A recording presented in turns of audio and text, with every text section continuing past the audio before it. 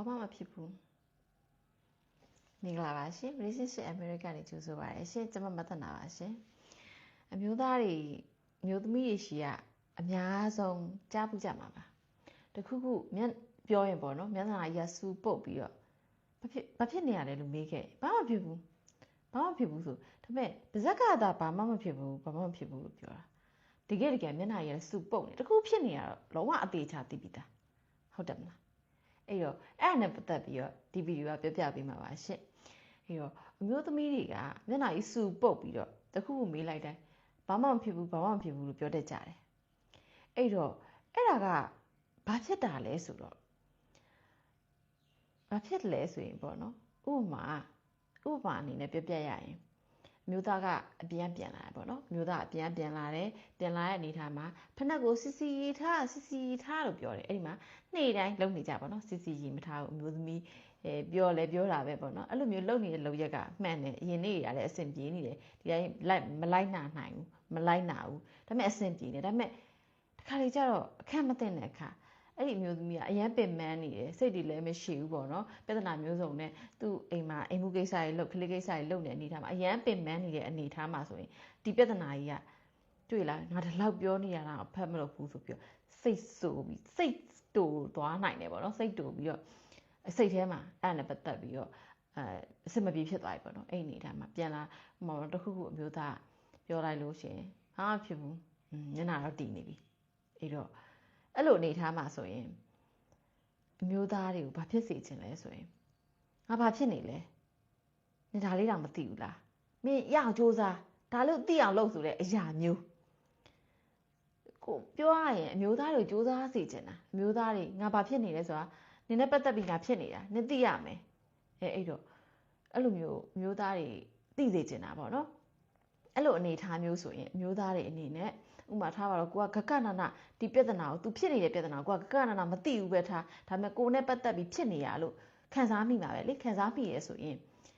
ကိုကပြဿနာအရင်တော့မသိသေးဘူးဆိုရင်လည်းကိစ္စမရှိဘူး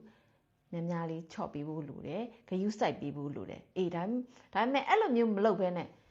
ဘာဖြစ်နေရလဲမေးအတင်းနေလိုက်မေးမယ်ကွာမေးပြီးတော့မပြောလဲနေကွာဘာဖြစ်မင်းကမဖြေဘူးမလားမဖြေရင်ရတယ်ကွာမင်းငါမေးတာတော့မဖြေဘူးဆိုနေပါစေကွာဆိုပြီးလှည့်ထွက်သွားခဲ့ရင်ဘာမှဖြစ်ပြီးရောကွာဆိုပြီးလှည့်ထွက်သွားခဲ့ရင်ဘာမဟုတ်တဲ့ပြဿနာလေးကနေအဆိုင်ခဲဖြစ်သွားနိုင်တယ်အသေးသေးလေးတွေကနေဆုသွားနိုင်တယ်အမျိုးသမီးတွေနဲ့ဘယ်လိုခံစားရမလဲဆိုရင်ငါဒီခံစားချက်ကလေးတောင်နင်နားလည်းမပေးဘူးလားဒါလေးတောင်မသိဘူးလားဆိုတဲ့အရာမျိုးတွေနဲ့အိမ်တော်ကြီးမှာဘာမှမဟုတ်တဲ့ဟာတွေနဲ့ကြီးသွားနိုင်တယ်သေးလေးတွေစုပြီးတော့အဲ့တော့သတိထားဖို့လိုပါတယ်ပြီးရင်အမျိုးသမီးတွေအနေနဲ့အခါလေကြရင်သူတို့ဘာဖြစ်လို့ဖြစ်မှန်းတော့သူတို့ကိုသူတို့နားမလဲကြဘူးအဲ့လိုအနေအထားတွေရှိတတ်တယ်အဲ့တော့နားလဲပေးဖို့လိုတယ်ဘေးကနေကို့အိမ်အောင်ဘက်သူစိတ်အဆင်မပြေတာကိုမြန်နားလဲပေးဖို့လိုတယ်ဘာမှမသိရင်တော့မင်းပြောရရင်ပြစ်စလက်ခက်ပြစ်မထားခဲ့နဲ့နှွေးထွေးပေးလို့ရတယ်ဂယုစိုက်ပေးလို့ရတယ်ဒီလိုမျိုးဆိုအိမ်အောင်ကြီးတာယာနိုင်တယ်အဲ့လိုမဟုတ်ဘဲနဲ့သူ့ရဲ့ခံစားချက်ကိုဖြစ်ချင်တာဖြစ်ကွာဆိုပြီးတော့လွတ်ထားခဲ့ရင်ဒီအိမ်အောင်ကြီးကတဖြည်းဖြည်းနဲ့အဆင်ပြေမှာမဟုတ်တော့ဘူးပြီးတော့နောက်တစ်ခုပေါ့နော်အမျိုးသမီးလေးတွေကသူတို့စိတ်သူတို့နားမလဲရတဲ့အကြောင်းရင်းမှာသူတို့ရဲ့သွေးသားကြောင့်ပေါ့နော် menstruation လာတဲ့အခါတွေမှာစိတ်မကြည်တတ်တာတွေရှိတတ်ကြတယ်အဲ့လိုမျိုးဟော်မုန်းကြောင့်နေပေါ့နော်အဲ့လိုမျိုးရှိတတ်ကြတဲ့အနေအထားတွေမှာဆိုရင်ကိုကသူဘာဖြစ်တာလဲငါနဲ့ဖြစ်နေတာလားမစင်စားတတ်ဘူးဆိုရင်လားသူ့ရဲ့menstruation လာတဲ့ရက်ကဘယ်အချိန်လဲကိုသိထားဖို့လိုတယ်အဲ့ဒီအနေထားတွေမှာဆိုသူစိတ်တူတတ်တာပဲအဲ့ဆိုကိုကများလေးနွေးထွေးထွေးလုပ်ပေးဖို့လိုတယ်သူဘာလို့အဲ့လဲမင်းအဆင်ပြေလား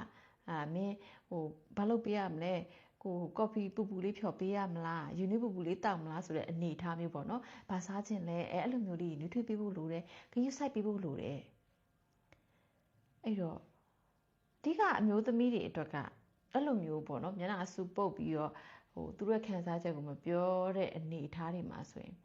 သူတို့အတွက်လိုအပ်နေတာမင်းသူ့ရဲ့စိတ်ခံစားချက်အဆင်မပြေတာကိုဖြည့်ရှင်းချက်လိုချင်တာမဟုတ်ဘူးသူတို့ရဲ့စိတ်ခံစားချက်ကိုနားလည်ပြီးဥပမာသူ့ဘက်ကလိုလားပြောခဲ့ရင်လည်းမင်းကစိတ်ရှည်လက်ရှည်လေးနားထောင်ပြီးဖို့လိုတယ်ပြီးရင်ဥပမာ သူ့ဘက်ကမပြောခဲ့ဘူးဆိုရင်လည်းရတယ်မင်းအစင်မပြေသေးရင်လည်းမပြောနဲ့တော့ကိစ္စမရှိဘူးဒါပေမဲ့မင်းဘေးမှာကိုရှိတယ်ကိုတူတူဖြည့်ရှင်းပေးမယ်မင်းဘာဖြစ်နေလဲအဲ့လိုမျိုးရှိတယ်ကိုနဲ့မျိုးသားနဲ့ပတ်သက်ပြီးပြဿနာမတက်ထားရင်တော့တခြားသူ့ရဲ့ပတ်ဝန်းကျင်ပေါ့နော်သူ့အပေါင်းအသင်းနဲ့ရန်ဖြစ်စရာရှိထားမယ်သူ့ဆွေမျိုးတွေနဲ့ရန်ဖြစ်စရာရှိထားမယ်ဆိုရင်သူ့အတွက်စိတ်မကြည်ဘူးပေါ့နော်အဲ့အနေထားမှာဒီဘက်ကိုရိုက်ခတ်လာနိုင်တယ်အဲ့တော့များများလေးနားလည်ပေးဖို့လိုပါတယ်နားလည်ပေးဖို့ဆိုတာကျမတစ်ဖက်ဆုံးပြောပြတာမဟုတ်ဘူးအမျိုးသမီးတွေကို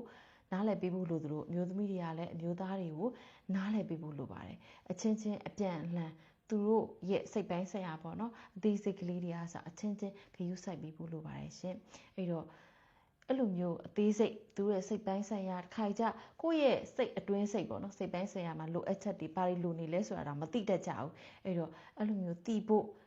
ဒီလိုမျိုးနီးတွေပေါ့နော်ဂရုစိုက်ဖို့အရာတွေသူ့ရဲ့စိတ်အတွင်းစိတ်ကဘာဖြစ်ချင်တာလဲဆိုတဲ့အရာတွေကစသိဖို့ဆိုရင်တော့ကျမရှိမှသင်တန်းတက်လို့ရပါတယ်ရှင်သင်တန်း2မျိုးရှိပါတယ်နံပါတ်1သင်တန်းကတော့အိမ်တော်ထိန်းသိမ်းရေးအခြေခံအုတ်မြစ်သင်တန်းဖြစ်ပါတယ်ရှင်လောလောဆယ်မှာတော့သင်တန်းကလူပြည့်သွားတဲ့အတွက် 1.1 သင်တန်းပဲရှိပါမယ်ရှင်နံပါတ်2ကတော့ VIP special သင်တန်းဖြစ်ပါတယ်ရှင်နံပါတ်3ကတော့ကျမရှိမှာလက်တလောအိမ်တော်ရေးပြဿနာတွေဖြစ်နေတယ်ဆိုရင်တော့ကျမရှိမှာရင်ဖွင့်တိုင်ပင်ဆွေးနွေးအကြံဉာဏ်ယူလို့ရပါတယ်ရှင်လူချင်းမင်းတို့ရဲ့ personal ကိစ္စတွေကတော့100%အာမခံပါတယ်ရှင်ဘယ်နေရာမှမပေါက်ကြားစီရပါဘူးเนาะအဲ့တော့လူကြီးမင်းတို့အတွက်ဘယ်ဟာအဆင်ပြေမလဲဆိုတာကို Messenger မှာအသေးစိတ်လာရောက်ဆွေးနွေးလို့ရပါတယ်ရှင်ကျေးဇူးတင်ပါတယ်ရှင်ချစ်သူတိုင်းအိမ်တော်ရှင်တိုင်းချစ်ချင်းမြတ်တာတွေတိုးပွားပြီးအရာအလုံးစင်ပြေချုံမွေးကြပါစေရှင်